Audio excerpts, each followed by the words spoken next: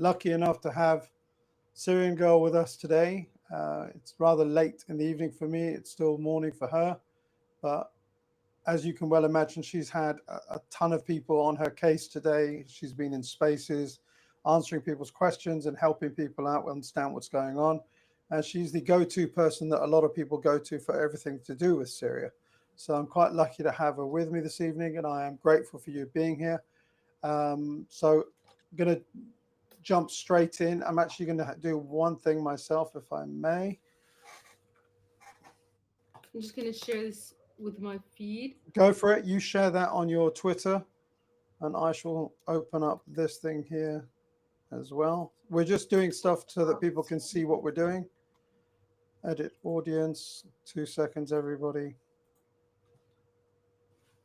So what I'll mostly do is, and so if we can now, I've done what I've got to do, and I think it's gone live on YouTube, and it should have gone live on what's it called on X as well. I've That's posted it us. on X, and I'm just going to lower my camera ever so slightly. Okay. Yep, we're live everywhere. Perfect. We've got 29 Okay. views. Thank you everyone for joining us. We're ready to go now, and everyone's got all their what's it called things up and running.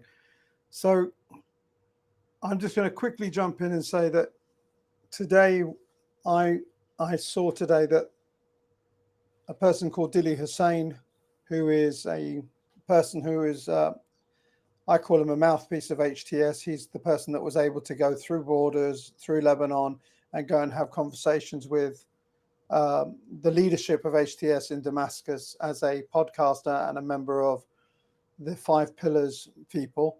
And today I turned around and I said to him, "Are you happy with what's happening in Syria right now? Are you still supporting these people?" Because all day today, I've just seen my feed filled up with people. Kids got shot in the head, families are getting shot, people are running away and getting shot, and people laughing at them, shooting them. And it's a horrendous sight to see in what's happening in Syria. So I'm going to ask you, if you can, to tell me, you're a Syrian, what's going on in Syria, and where are we going to go from here? You know, why are we where we are today? Tell me that, please. Well, we're here today because Israel and the United States decided to make Al Qaeda our president. And, you know, Jolani has known history. He joined ISIS in Iraq. He then founded Al Qaeda in Syria. And then they put him in a suit and they thought now that he's now like reformed. But of course, this was all part of the plan. I mean, they know that Idlib was essentially a hive of international terrorism from Uzbeks to Turkmens to Chinese, Uyghurs, basically all over the world. Anyone that wanted to do like join Al Qaeda would come to Idlib, and now those people have spread all over Syria. And why, for a few months we were saying like they were doing bad things, but they were like lower level incidents. Every day they would kill a family here and there, and the excuse was, oh, two excuses they would use. One is, oh, these are just isolated incidents, or they would say, oh, they're actually targeting former regime, uh, Assad regime remnants is the other excuse. But we've all seen the videos now. The Jolani gangs or Al Qaeda terrorists or whatever you want to call them, they themselves came out and said we are targeting Alawites, right? If you listen to the videos that they're saying we're targeting Alawites. But you have these mouthpieces in the West, like Celine Qasim, who's paid for the CIA by the CIA, and she runs the Syrian. She's like the media coordinator for the Syrian Emergency Task Force, which was established by the U.S. State Department. Her claim is, yeah, they're just cleaning regime remnants, right? So they will make these excuses, but then when you see the videos of the guys on the streets, they're saying we're gonna kill the Nusrayas, which like is their word for Alawis. So there's this hypocrisy going on. The reason why this started as well is because a popular resistance against Jolani's uh, um, terror gangs made a statement yesterday saying that we're going to liberate all of Syria. Okay? It's not just the coast we're liberating. We're not just looking after the Alawites. We're here to liberate the entirety of Syria from Jolani. So Jolani basically sent an armada of terrorists into Latakia. The Turks came in from the north and invaded Syria, and there was video of them handing out guns randomly in the streets of Homs and Hama, like just to random people.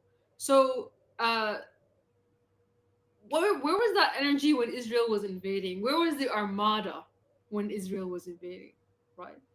When Jolani is asked what he's gonna do about the Israeli invasion, he literally laughed and giggled, like, "Oh, I can't tell you right now."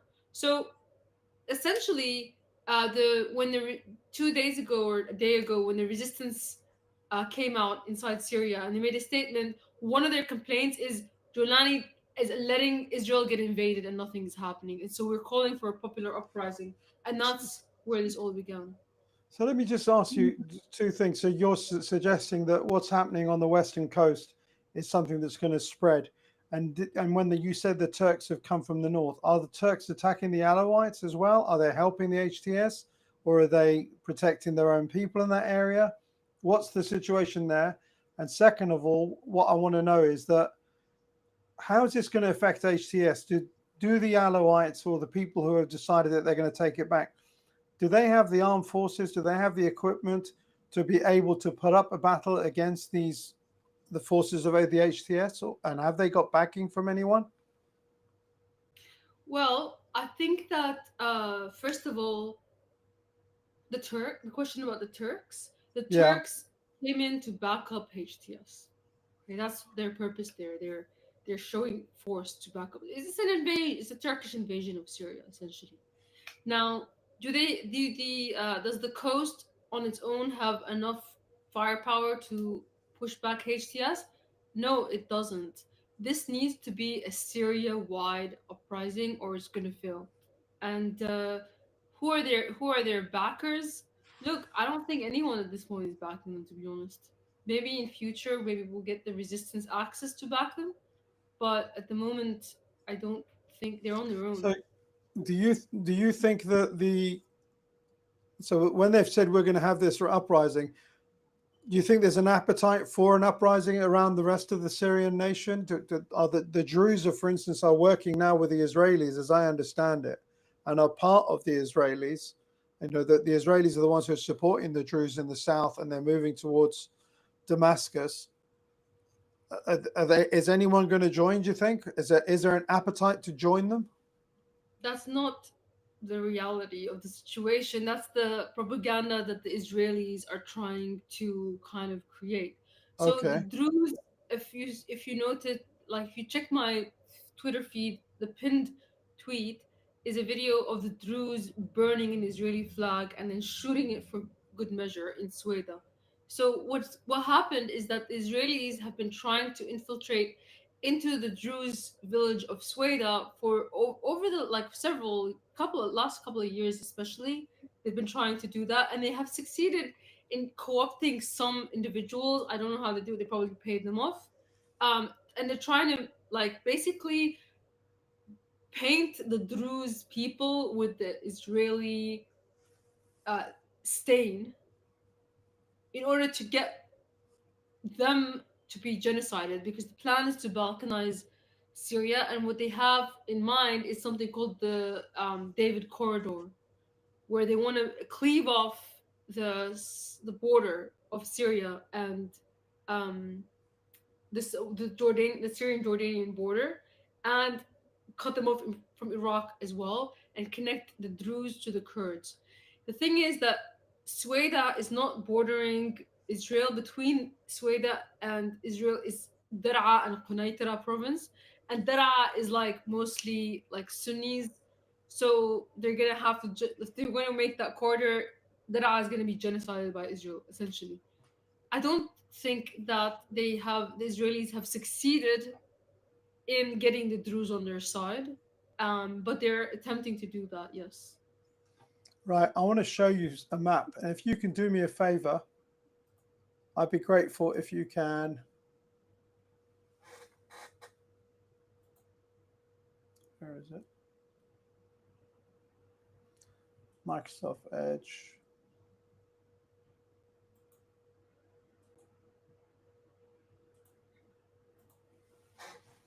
So can you see that map on your screen? I, in fact, not yet because I think my internet has some minutes of delay. Okay, So so that's when you're saying the David corridor, because I've got a friend of mine who's asked me to ask you a question about the David corridor and also about Mount Harmon as well, that's been taken over. And where is this going to go? Where is this David's corridor going to go? Is it along the lines of where the Syrian desert is with the Golan Heights and Jordan, and then go straight up towards what, Iraq, and take over all of that land? yes. So if you like zoom into that, now I can see the map, by the way. Yeah, And it's a little bit far. I don't know if you can zoom it in a little bit. I'll try. No, that's made it There worse. is probably some better maps where they try to make it Let's have a look at clearer. this map here. Is that any better? Is Again, this in I'm two? afraid I have a delay, so probably is better, but I can't. Maybe I can Okay, try to so fix it. I'm the other people can see the map, and the thing is this. I think that what I want to know is, are we talking about having grabbing land that connects, that will cut off Jordan from Damascus, and cut off Jordan from Syria, all the way up to Iraq? Yes, basically, the idea is to make Syria a landlocked country that's disconnected from anything but Turkey. So here is like Got it. central Syria and Damascus. So I've sent you a like a nice clearer picture where um What did you send it in? I message. I'm afraid if that's Okay, okay. no problem at all. Okay, I can Fine. see that now. Okay. Wow, So yeah, I know it's a very how do you say, like, that is taking up a whole ton of Syria, and that is not okay. the Israelis have a very big brain idea of, you know, nobody tells them, well, that's impossible. They think it's possible, even though it's crazy. So I'm going to give a quick description of that. Effectively, what it is, it's a piece of land that looks like a rectangle directly from uh, along the whole of the border of Jordan, the whole of the border of Iraq, and it looks like, if you will, like like a rectangle, and it's effectively going to be taking out, I don't know, maybe a 10% or maybe about 8% of all Syrian territory is going to go to this David's corridor. And I just don't know how they're going to be able to get away with that. Are you able to put that picture up in the I will. I will do. Give me space? 2 seconds. Yep. If you can do me a favor, I want you to tell me a little bit about how are the other civilians doing? How are the other minorities doing? What is their life like right now? Is it just the Alawites, or is it everyone that's suffering the consequences of this madness? It's mainly the Alawites, to be honest. At the moment, they did. I think I did see video of them raiding Christian houses, but here's the thing, like, all Syrians are going to suffer, right? Because even in Damascus, the crazies are going around. Like, there was one video I saw where a woman was singing in a cafe with some guitarists, and the HTS guys just raided the place and they took her away. They've been kidnapping university professors. I saw some people in some suburbs like get killed in the street. But I think that in a sort of in a genocidal sense, at the moment, they've only focused that on Alawites, and they haven't as much done anything against Druze and the Kurds. And it's interesting that when you speak to when you hear what Netanyahu says, he specifically says Israel is out to protect the Kurds and the Druze. He doesn't actually mention the Alawites or the Christians, which I think goes ahead again with the strategy of the David corridor. And I think That's why Jolani feels free to also, he's basically like taking his orders from Israel, right?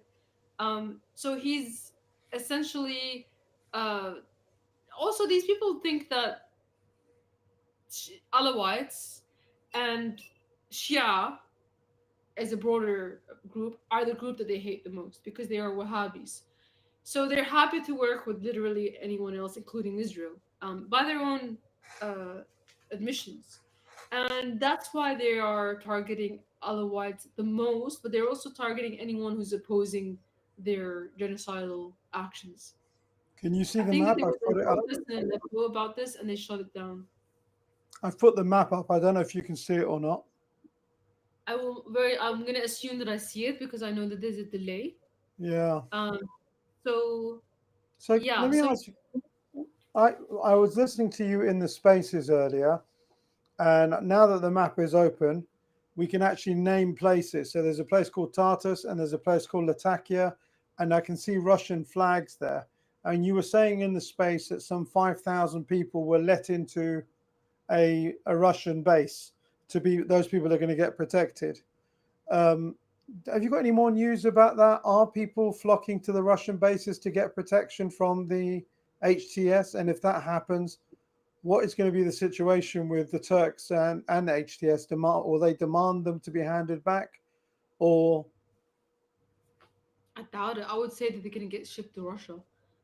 So I don't know. I don't think that the HTS would demand them back either. I think it would suit them fine to have them shipped off to Russia because it's gonna expedite their ethnic cleansing campaign.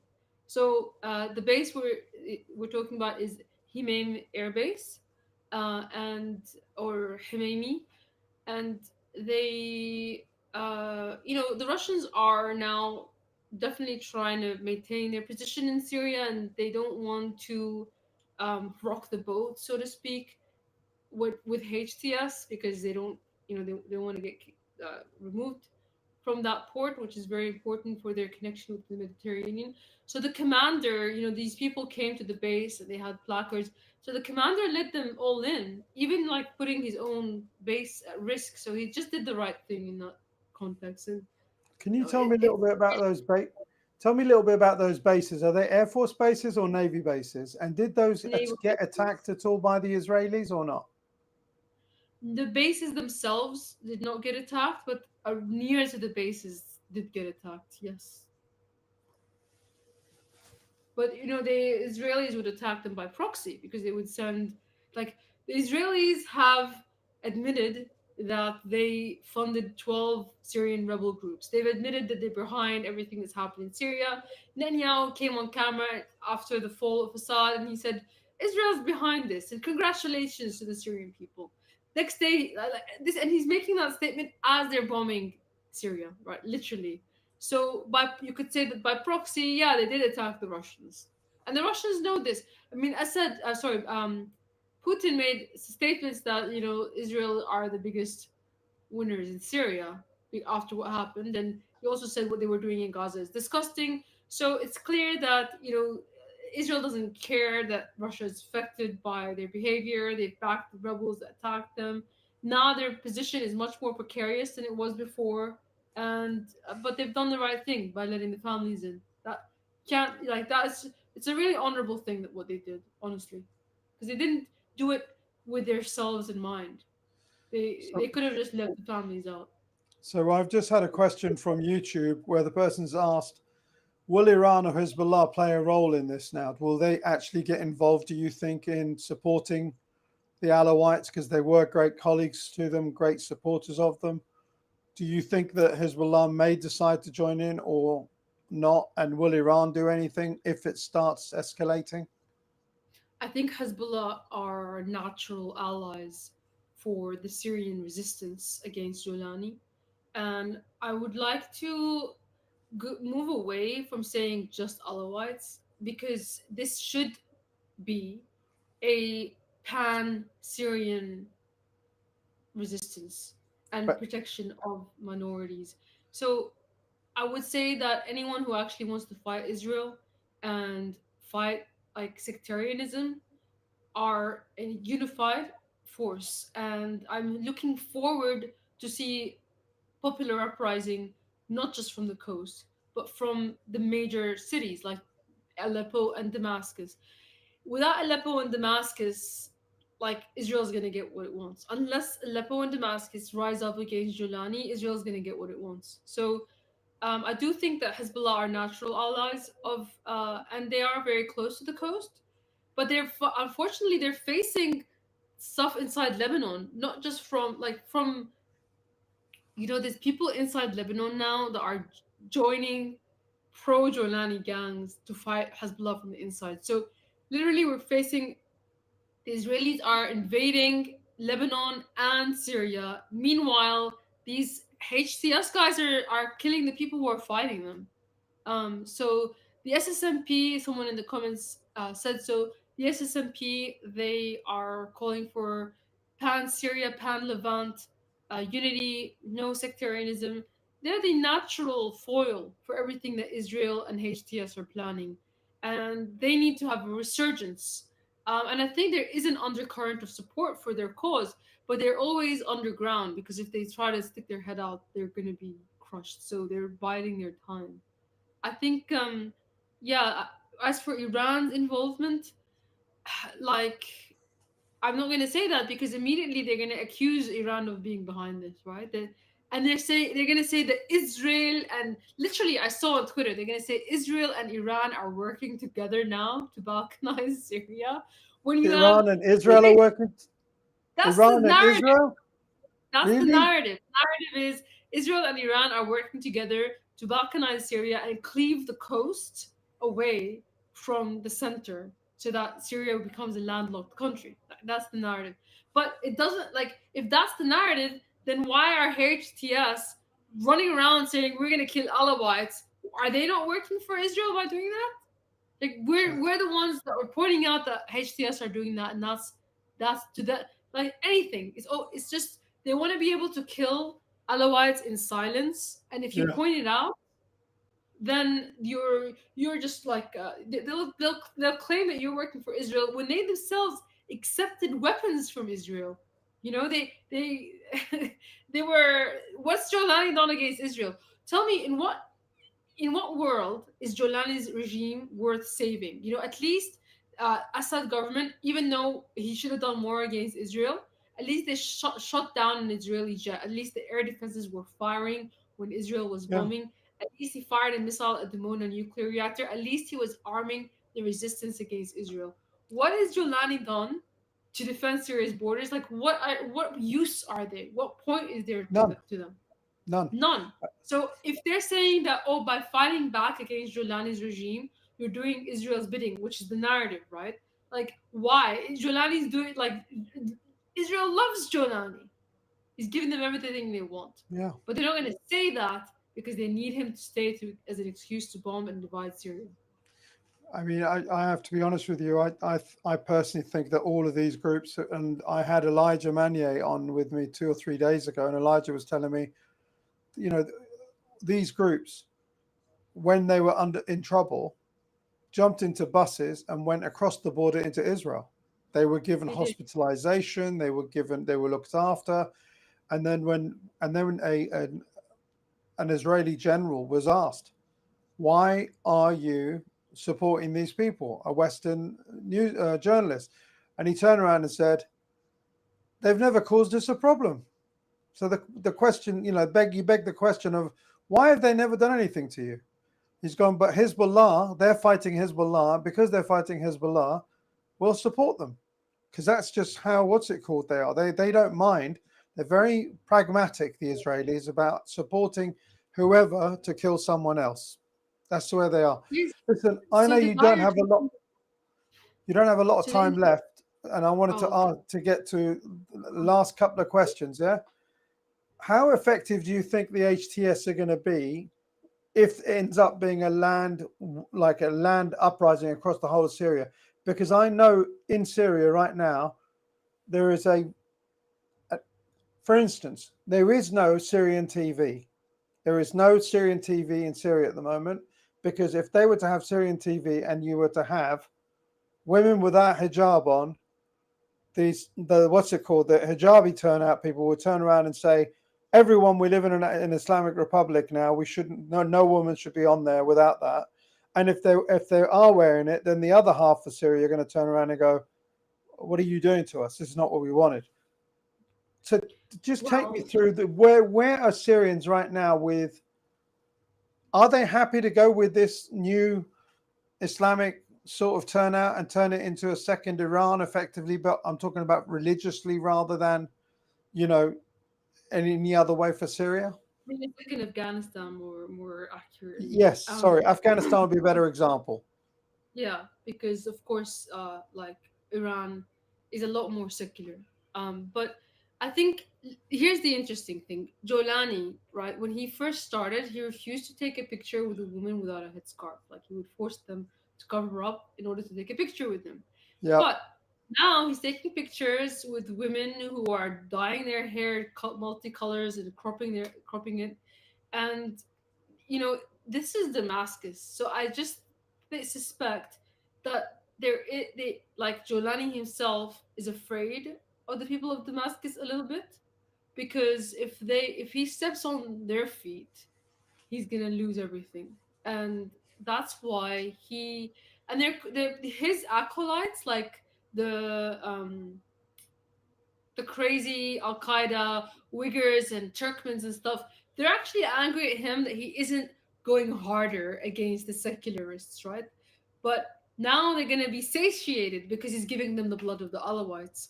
But the minute that he starts to piss off the people of Damascus is when this stuff is going to get So, so that's wider. my point.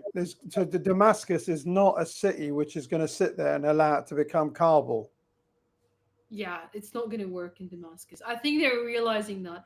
Apparently, there was a video of one of the Jolani terrorists in the Christian area of Damascus called Bab Tuma, and he was telling people that they need to pray, and it's a Christian area, so I don't know why Yeah. he's calling them to pray, but the people just they're just ignoring him. Just like it's almost like he doesn't exist.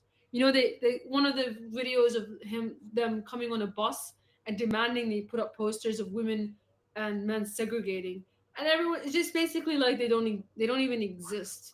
They're aware of them, but nobody's just bothering with them. But the problem is that always been this disconnect between the capital and the smaller towns, and people in the capital are just not they're not ready to, like, stick their neck out unless it's affecting them directly. Is there a lot of That's weapons? gonna be a problem. I need to ask you, is there a lot of weapons in Damascus? Do people have guns, or is it a country that doesn't have a lot of weaponry in it? Because there are countries in the Middle East where almost every single person's got a firearm. You don't see it, Well, but you know they've got it. Is before the Damascus war, one of those places? no, before the war, it wasn't that way. But now, after the war, there's guns everywhere in Syria now. Like the whole country is flooded with guns. I wouldn't. But I think that look, the uprising in Damascus is going to be more political than it is going to be. I don't. Maybe they'll be like there was in Germania recently. But I don't know. There's no army. You see, there's no army anymore. It's a free for all. There's no state, really. So There's no. what There's does a the vacuum. uprising look like? What does the uprising look like then? I do. I'm trying to imagine. I think it would be political. Like it's gonna be internal. There's gonna be a Mhm. power moves internally, people getting pushed out. But we have a lot of terrorists inside Damascus now, like from foreign countries, right? So I don't see. So listen, I am not. I wouldn't place that much on my own word at the moment.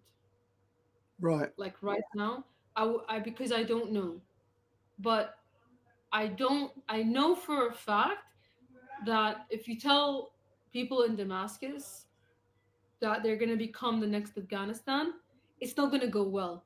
And Jolani knows this. right? So Yeah. he's Al Qaeda when it's in the coast, but he's a suit when it's in Damascus. Yeah. Right. We've done 30 minutes. I promise not to take it any longer than that. I We can really go another appreciate. 15 if You you're sure? It's keen. up to you. Yeah, I'm sure. Okay, Yes. perfect. So in that case, what I'd like to do is I'd like to talk a little bit more about, if we can, because we've discussed Syria, and I want to talk about Gaza at the moment, and I'd like to get your opinion on the situation in Gaza. And because I know that you're an analyst and you're a political animal and you know the area very well. What are your thoughts on the Arab plan for Gaza and the fact that the Americans have rejected it? But Donald Trump said, unless you release all the hostages by 12 o'clock on Saturday last time, I'm going to, hell's going to break loose. Hell didn't break loose, and the Israelis shut up, and the peace was made, and they moved on to the next one. Now we're in part two of that, where he's gone, all hell's going to break loose. Where do you see it going for Gaza right now? And are we gonna have a ceasefire, a permanent one, or is it going to be the fall down of the government? I just want your analysis on it. I actually said when Trump was saying the thing last time and this time, I actually said just ignore Trump, like because if you recall after I know after exactly what you mean. yeah after like um uh sorry these days I haven't slept much, so names are Sorry, slipping my mind. But no you worries. know the Iranian general that was Qasim Soleimani, Qasem Haj Qasim Soleimani. Soleimani. Yes, so I was gonna say Suleiman Qasim, but I knew somehow that was wrong. It's Qasim Yeah, Suleiman. I need more sleep. But in any case, with Qasim Soleimani assassination, afterwards they would Iran said we're gonna retaliate, right? We're gonna attack the US somehow. Trump came out and said if Iran does anything, the US is gonna destroy Iranian cultural sites. And this yeah, was news everywhere. Do you remember? And then Iran retaliated, and literally nothing happened. Nothing. So yeah. that's why I knew when Trump is making these outlandish statements, he's just full of crap. So nothing's gonna happen, and he's just gonna shut up. And he's just saying that because Miriam Adelson gave him $100 million, and he wants to just make her money's worth with some statements, thinking that this is gonna add pressure on them to make the deal or whatever. But yeah, We just are forget on about our. The thing is, that as well as I do, that the West Bank at the moment, 40,000 Palestinians have been displaced there. So they may have stopped it in one place, but they've started it somewhere else, and it's a proper military occupation and destruction of roads. Everything in that area, Janine, has just been annihilated. And they're literally putting the sword to the people there. And it's divide and conquer, and now they've frozen the fronts in Gaza and in Lebanon, so they've started them in the West Bank and Syria. Right? Imagine if the resistance was fighting on all fronts all at once. Wouldn't that have been better? Like if yeah, Syria had opened the Jolan front before these Jolani terrorists came in, wouldn't that have been better? Yeah, yeah. they'll use that as an excuse to invade and bomb Syria, but they didn't need an excuse. So you may as well like die on your feet than die on your knees. But anyway, we advise this. They call us warmongers, and they claim that we wanted regional war. So never mind. I personally, when Iran was fully engaged and Hezbollah was fully engaged, everything was engaged. I had a lot more hope for the Palestinians to get a peace deal while the Houthis were involved, because you could see the cracks in Israel's defenses, in their psyche, their willingness to keep fighting. I mean, after Iran bombed them with True Promise 2, you saw Netanyahu come out, yes, exactly. You remember he was shaking his hands. And that is something that's important, because it put the fear into Israel, because no one knew that Iran had the actual capacity to do as much damage as it can do. And also, we know, as well as I do, that Iran did not unleash its capacity. It unleashed a few hundred. Now, Iran can fire thousands of them, and Elijah was telling me 2 or 3 days ago, was saying to me, if they were to release a salvo of, let's say, 1,000, 15 minutes later, they can send another 1,000. And, there'll be nothing left of any military base, airport, port in Israel. It will be gone. So, It's what they should do, what they should have done, in my view. Because look, you nothing. Now they're saying, okay, we have to fix our communications because of what happened with the pager attack, and in Syria, like the army's collapse was actually very much related to an undermining of communications as well as internal treason. yes.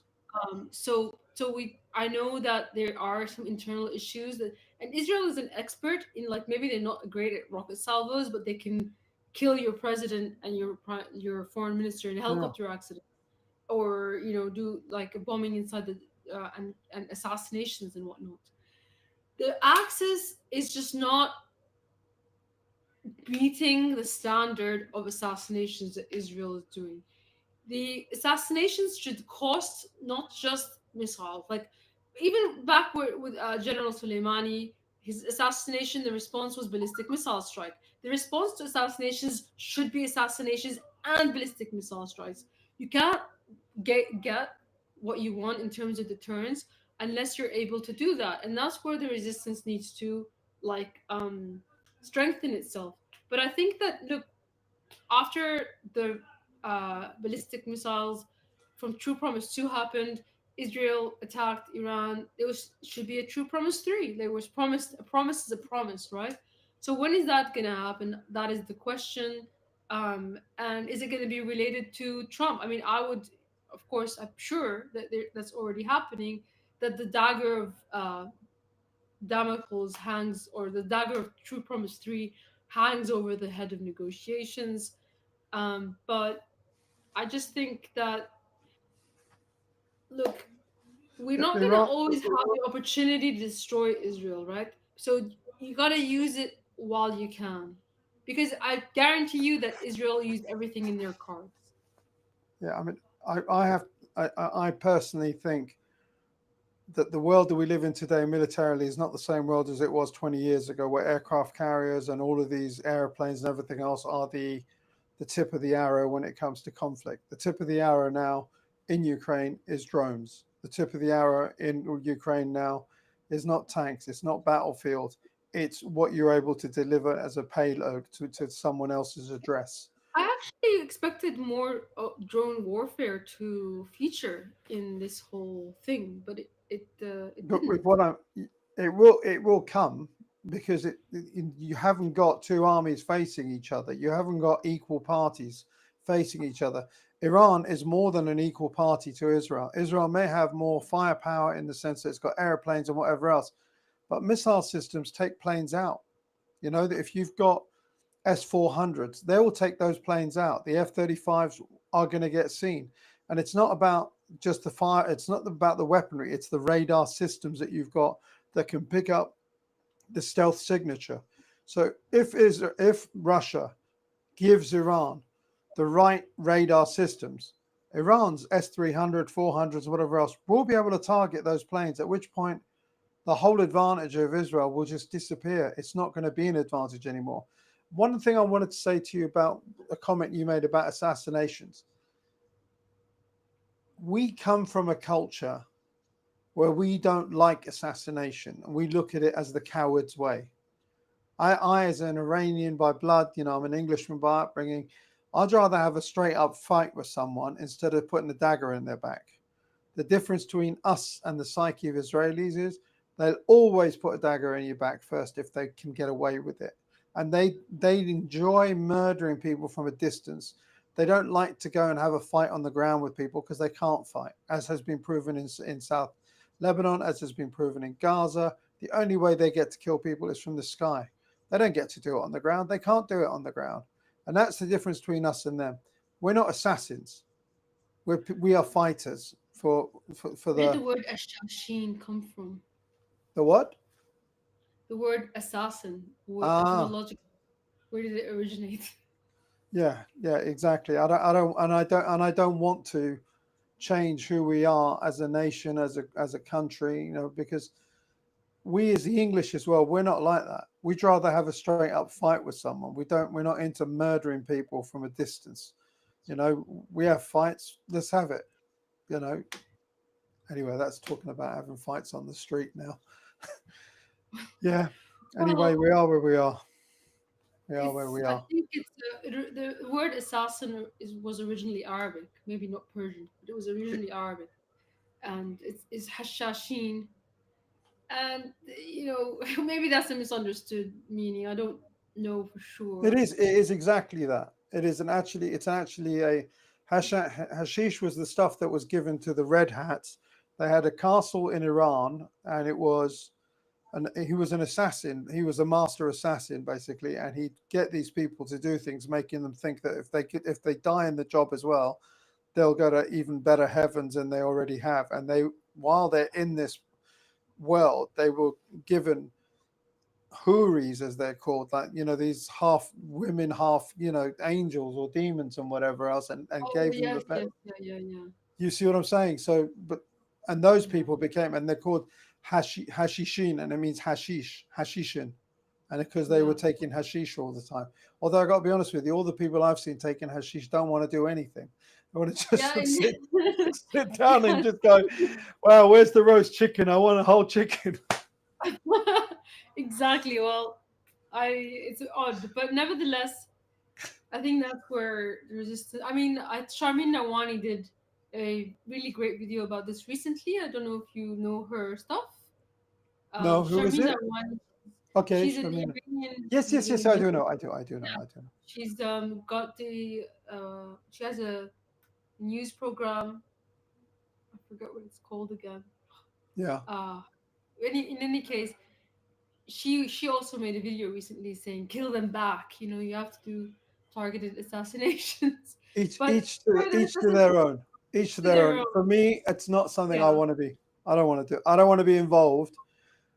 I don't take pride in killing people with pages. I think that is Well, it despicable, is a low, terrorist attack. It was a terrorist attack. Even the and Americans. a lot of people thought it was amazing, but a lot of people in the world turned around and said, "You know what? That's not targeted, and you've ended up blinding a kid, blowing his hands off. He's done nothing. He just happens to be near someone that you Imagine if one target." of those pages went off on a plane. Yeah. Okay, that's when you know it's a terrorist attack. Imagine if it went off when someone was driving a bus.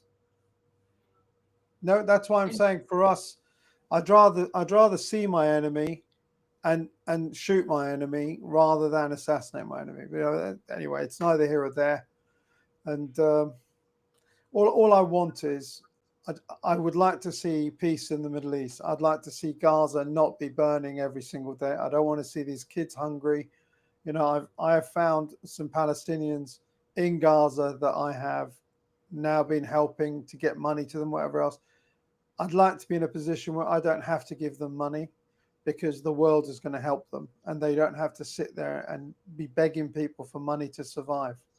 And well, that's what Gaza's become. It's become a place where people have to beg, and all of their pride is going out of their system because they're literally dying of hunger.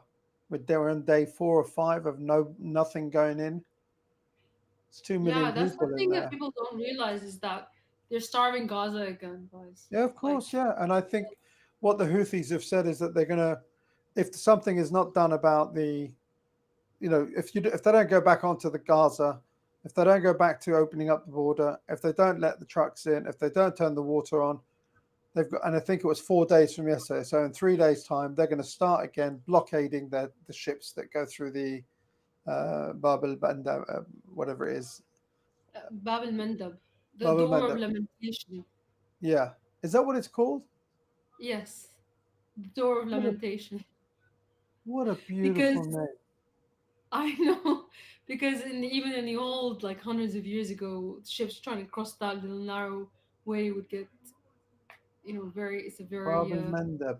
Actually, I understand some Arabic, but I know Bab means door, but I didn't realize Mandab meant lamentation. That's a beautiful name. I know, it's very And interesting. inshallah, and then inshallah they'll make sure that no one gets through. Inshallah. Let the lamentation be on our enemies' heads. Yeah, exactly. So Right. thank you so much. You're an absolute star, and I know that I woke you up from first thing in the morning, and you've had, I don't know, 1,000 people trying to get hold of you to make comment, and I'm grateful for you giving me 45 minutes of your life. I'm That's basically it. absolute pleasure, and I look Okay, forward to seeing it. okay, perfect. Right, Thank stay you. there, please, Bye. for a second. Let me just say goodbye to everybody. Thank you, everyone who's watching it live, and hopefully I'll catch you in a few days' time. Right, stay there. It says 99.